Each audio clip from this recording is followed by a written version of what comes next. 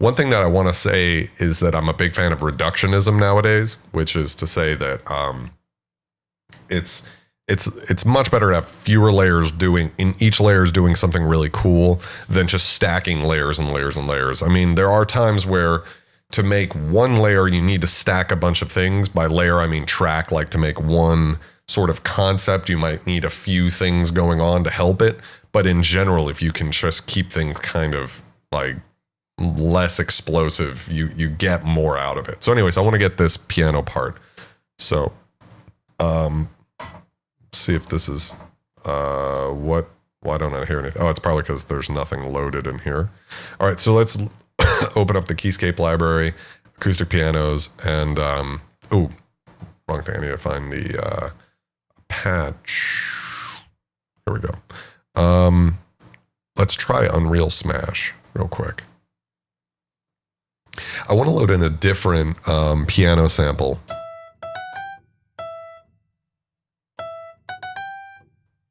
Real quick, just because I want to actually create some contrast with the chord piano part.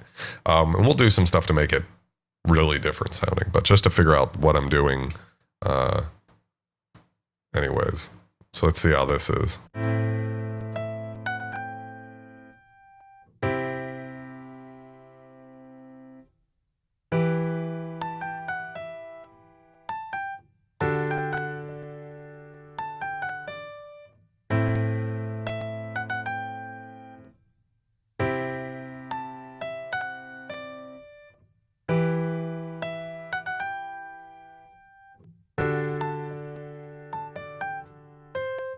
So anyways, what I'm trying to do is come up with some sort of like call and response lead. So I think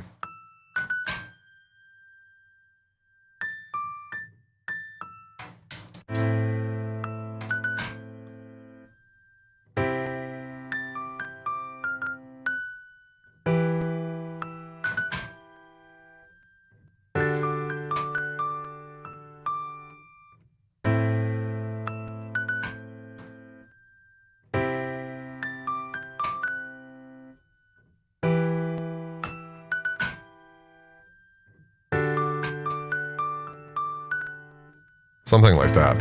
So what I'm going to do is I'll record this real quick. So we have, I have some notes to mess around with, and then I can work from there. Let's see, does this motherfucker have anything? Fucking talk to this guy. He's fucking drug addict. Fuck. Okay. So what I'm going to do is record this just so we have some notes to work with real quick.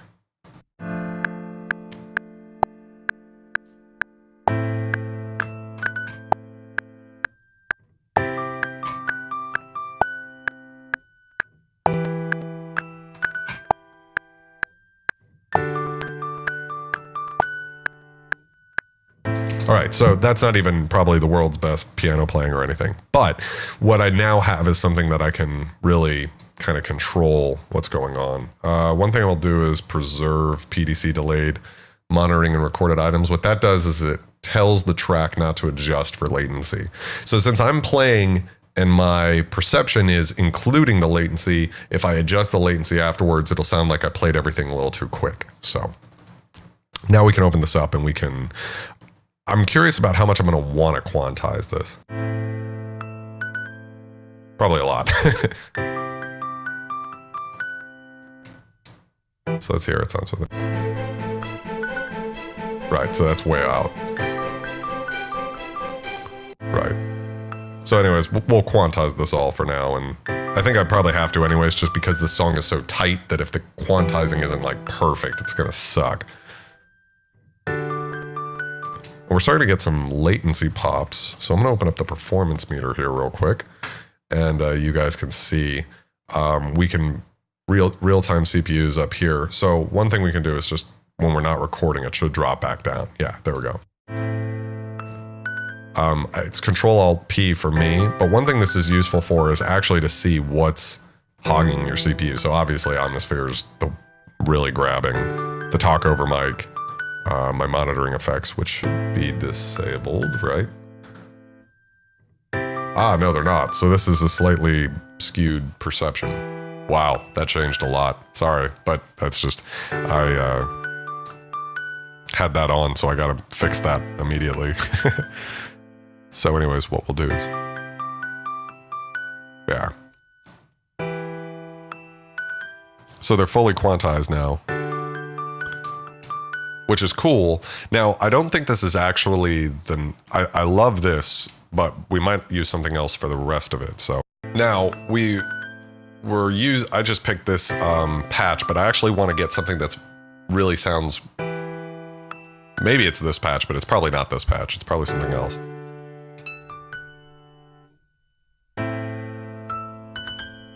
Something that's really bright. It might be the bright patch.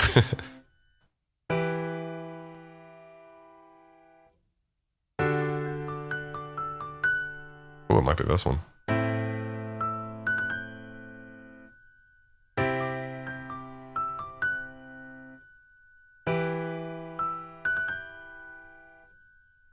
This one has like a weird ringiness to it. Let's try pop.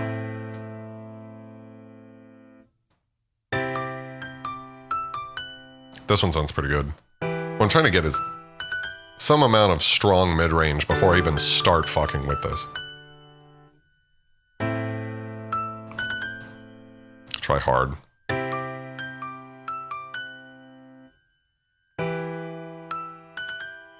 I think the pop one was really close. Now let's actually see what's going on underneath the hood here.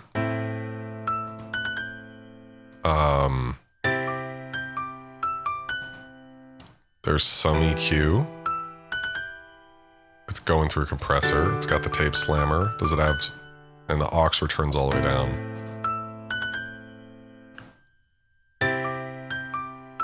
Now if I bring the sustain, I can tighten it. Right, there we go. We can get a little... But I'll increase the decay a little.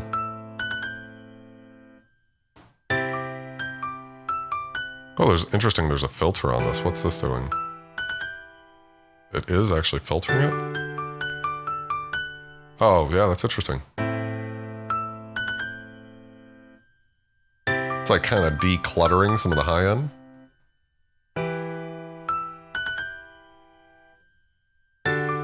Interesting. Now, what if I bring this down? There is like some sort of weird ringing quality to this. Right, you can still hear that, right? That's not just like an auditory illusion.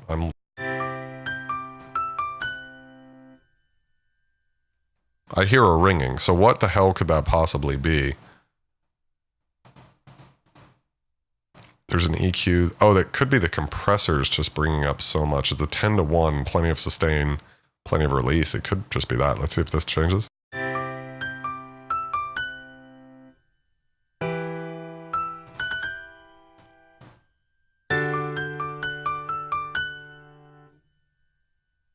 It must be something in the samples that like just have a natural ring to them or something like that. I don't know. Interesting. I really don't know how to kind of declutter that, but it doesn't need the sustain, I don't think, to really pull it up. So maybe if I bring the decay all the way down, see how this sounds.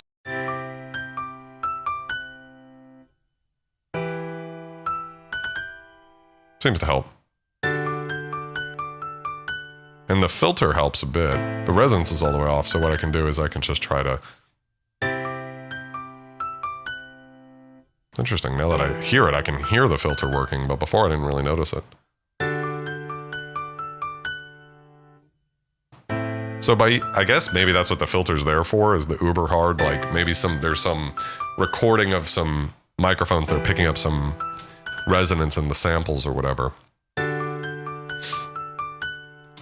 So that kind of helps. Interesting. Very odd. So anyways, let's send this to the reverb. We'll try to figure out a amount.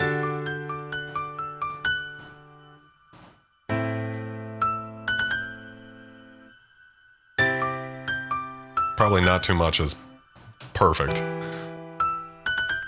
All right, so now we got to figure out some EQ for this. It sounds pretty decent as is, but I have a feeling I might want to thin it a little. I don't know.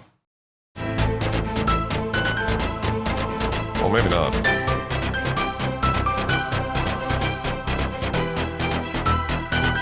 All right, so one thing we'll do is we'll bring the width. So it's 0, so it's mono. And then we're gonna bring it a little to the left. My headphones are on backwards. I was wondering about that earlier.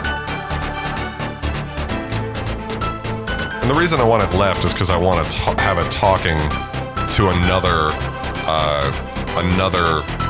lead that we're going to craft.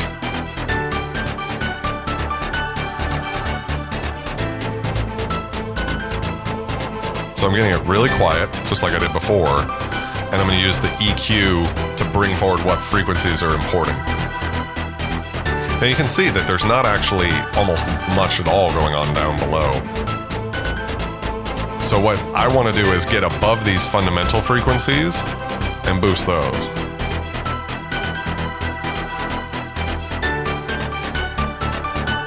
And then we can even boost below them also to get some of like the sound of the mallet hitting and stuff like that. So we're actually kind of creating a scoop right around those guys. Can really boost a lot here too, because there's not much info.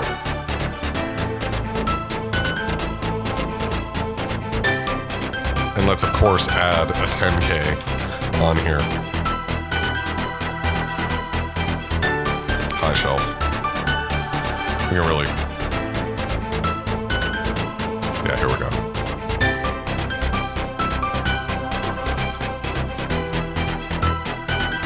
We can turn this down a little.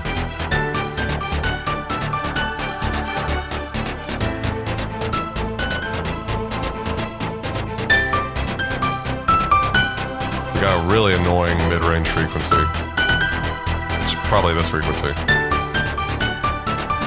Yeah, so what I want to do is make this a really broad boost and around 2K just start cutting. Because that frequency is just so annoying.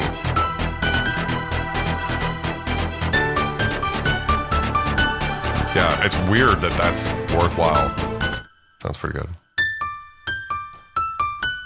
This is crazy how this EQ curve is, but you know, it sounds really pro now. It's that 2K frequency, man. That thing is the ultimate control knob, because if you need something to come forward, that's your frequency. And if you want something to sort of sound really high fidelity, it's like, cut that fucking frequency. Why this is because of Fletcher-Munson curves. You can look that up. It's, if you don't know already, but it's explains why the ear is really sensitive there.